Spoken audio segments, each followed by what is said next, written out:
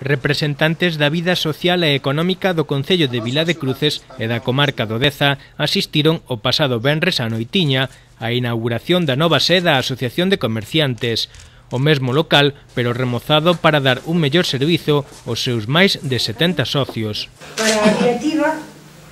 da asociación é unha satisfacción a mellora da nosa sede e como consecuencia abrir a posibilidade de ofrecer un mellor servicio a todos os nosos asociados. Supón esta un paso máis na trayectoria da Asociación de Vila de Cruces, que ha sido posible gracias á colaboración da Xunta de Galicia, o Ayuntamiento de Vila de Cruces, a Federacións Galegas e Provincial e Caixa Nova.